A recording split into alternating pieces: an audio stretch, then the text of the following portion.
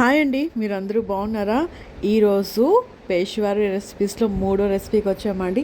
అది ఏంటంటే మటన్ పాయ.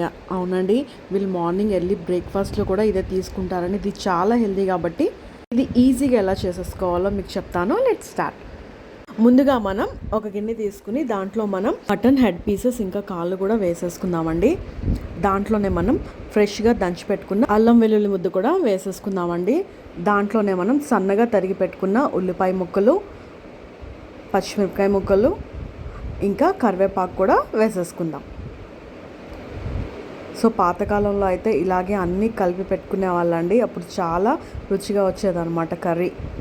సో దీంట్లోనే మనం తగినంత కారం, నేనైతే 3 స్పూన్స్ వేసుకున్నానండి. సాల్ట్ ఏమో 2 స్పూన్స్ యాడ్ చేసుకున్నాను అనమాట. సో దీంట్లోనే మనం ఇప్పుడు ఆయిల్ యాడ్ చేసుకుందామండి. మీరు హెల్తీగా తినాలనుకున్న వాళ్ళు ఆయిల్ స్కిప్ చేయాలనుకుంటే స్కిప్ చేసుకోవచ్చండి. ఇది సూప్ కాబట్టి ఇది టేస్టీగానే వస్తుందన్నమాట. ఇదంతా ఇప్పుడు వెంటనే వాటర్ పోయకూడదండి. ఇదంతా కూడా ముక్కలకి పట్టేటట్టు బాగా కలుపుకోవాలన్నమాట. ఇలా బాగా కలుపుకున్నాక దీంట్లో మనం వాటర్ యాడ్ చేసుకుందామండి. ఇది సూప్లా కావాలి కాబట్టి మనకి కొంచెం ఎక్కువనే వాటర్ యాడ్ చేసుకుందాం. చూసారు కదా, ఇంత వాటర్ యాడ్ చేసుకున్నాక మూత పెట్టేసుకొని దీన్ని బాగా ఉడికించుకోవాలండి. మీకు ఎలా తెలుస్తుందంటే ముక్క సాఫ్ట్ అయ్యేదాకా ఉడికించుకోవాలన్నమాట. ఇలా మొదటిగా వండుకునే వాళ్ళు ఏం చేసుకోవచ్చు అంటే మనం ప్రెషర్ కుక్కర్లో సేమ్ ప్రాసెస్ వండేసుకోవచ్చు అండి.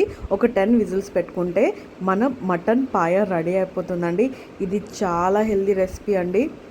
దీన్ని చాలామంది స్కిప్ చేస్తారండి, కానీ దీనికి ఉన్న బెనిఫిట్స్ చాలా ఉన్నాయండి. సో ఇంత ఈజీ రెసిపీ మీకు చూపించేస్తాను కదా. ఇప్పటివరకు మన ఛానల్ సబ్స్క్రైబ్ చేసుకోకపోతే వెంటనే చేసేసుకోండి. అంతవరకు బాయ్ మరి.